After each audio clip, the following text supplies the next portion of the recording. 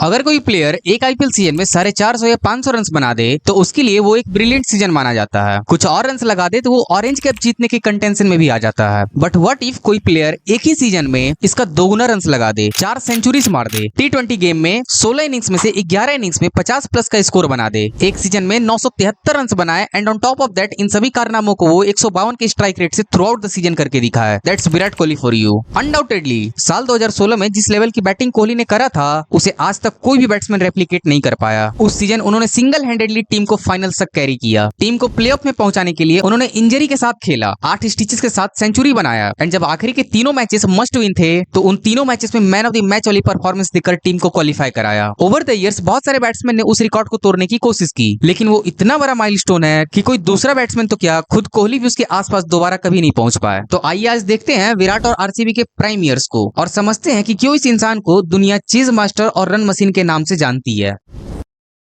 आप एक बार 2016 के आरसीबी के इस स्क्वाड पर नजर डालो। इस स्क्वाड से ये बनती थी उनकी एक प्लेइंग 11 जो रेगुलरली ज्यादातर मैचेस में फीचर करती थी। एंड जब आप इस प्लेइंग 11 पर नजर डालोगे तो आपको दिखाई देगा कि strong batting lineup, Virat Kohli, Chris Gayle, AB de Villiers और शेन वॉटसन जैसे एक्सपीरियंस्ड बैट्समैन, टॉप ऑर्डर बहुत ही स्ट्रॉन्ग, मिडिल ऑर्डर भी बहुत ही स्ट्रॉन्ग। लेकिन आईपीएल जैसे बड़े टूर्नामेंट को जीतने के लिए आपको एक स्ट्रॉन्ग बॉलिंग लाइनअप की भी जरूरत होती है, बिकॉज एज दे से bowlers win new tournaments. And जब हम इस प्लेइंग 11 के बॉलिंग ग्रुप पर नजर डालें तो एक यंग युजवेंद्र चहल के अलावा इस पूरे ग्रुप में कोई भी एक सॉलिड नाम नहीं दिखाई दे रहा है। एंड ये तो थी ऑन पेपर एनालिसिस। जब ये टीम टूर्नामेंट में मैचेस खेलने उतरती है तो player like Chris Gayle and Shane Watson भी कुछ खास नहीं कर पा रहे थे। शेन वॉटसन ने पूरे सीजन में 179 रन बनाए तो वहीं क्रिस गेल ने केवल 227 रन।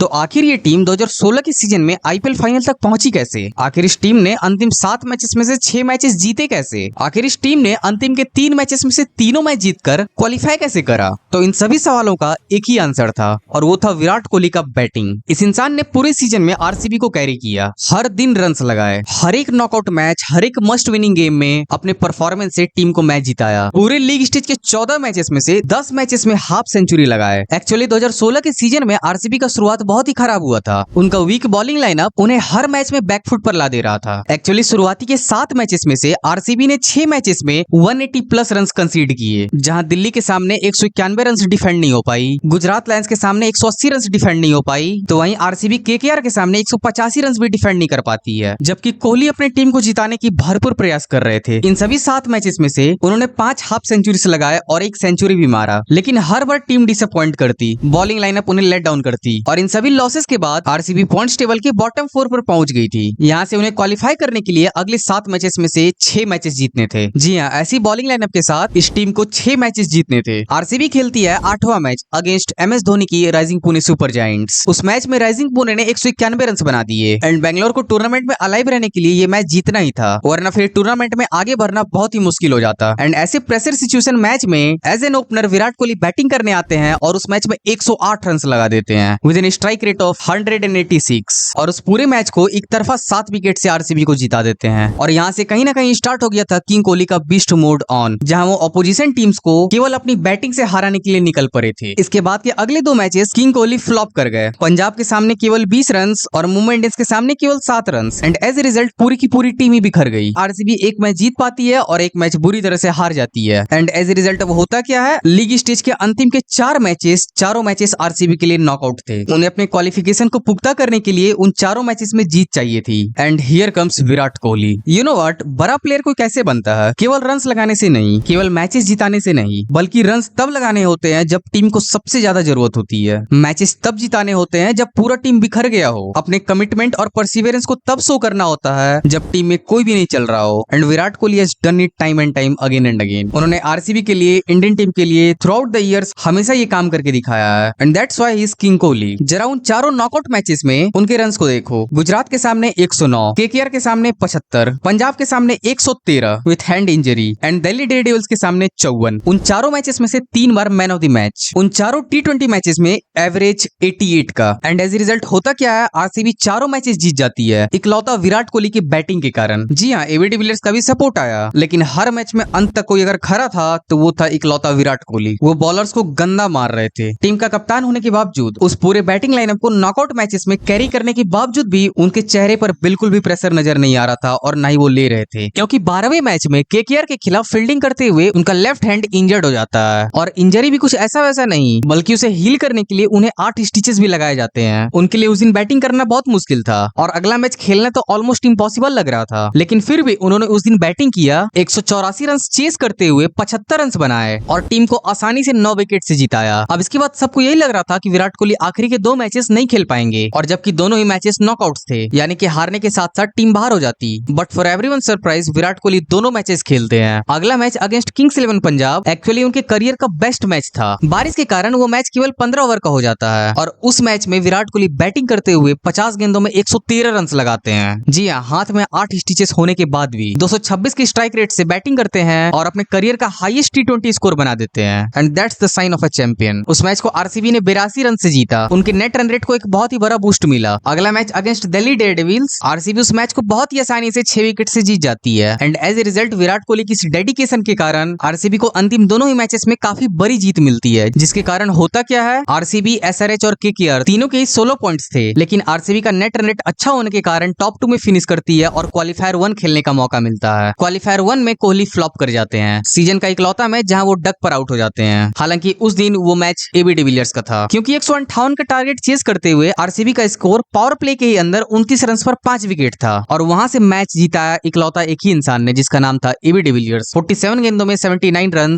और सिंगल हैंडेडली चेस को फिनिश किया, जिसके बाद फिर आरसीबी सीधा फाइनल्स में पहुंच जाती है। अब कोहली और उनकी आरसीबी केवल एक कदम दूर थे फाइनल जीतने के और अपना पहला टाइटल उठाने के। फाइनल में भिड़ते हैं एसआरएच से। कोहली ने अब तक टोटल 15 मैचेस में 919 रन बना दिए थे। विराट के पास मौका था एक T20 टूर्नामेंट में 1000 रन क्रॉस करने का और साथ ही साथ आरसीबी को उसका पहला टाइटल जिताने का, लेकिन उस दिन अगेंस्ट एसआरएच कुछ ऐसा होता है जिसकी उम्मीद शायद किसी को भी नहीं थी। डेविड वार्नर की एसआरएच की टीम पहला बैटिंग करते हुए आरसीबी के वीक बॉलिंग लाइनअप का फायदा उठाते हुए 208 रन बना देती है और फाइनल्स में 2016 के समय 208 रन बहुत ज्यादा हुआ करते थे। आरसीबी बैटिंग करने आती है और आरसीबी का शुरुआत बहुत ही शानदार था। 10वें ओवर में आरसीबी का स्कोर 114 रन पर 0 विकेट था। उनका पहला टाइटल उनसे ज्यादा दूर नहीं दिखाई दे रहा था, खासकर जब एबी डिविलियर्स, केएल राहुल और शेन वॉटसन जैसे बैट्समैन बैटिंग करने के लिए आने वाले थे। लेकिन होता क्या है, 11वें ओवर में क्रिस गेल और 13वें ओवर में विराट कोहली आउट हो जाते हैं। अब भी स्कोर 140 रन पर 2 विकेट था। 7 ओवर में 69 रन की जरूरत थी,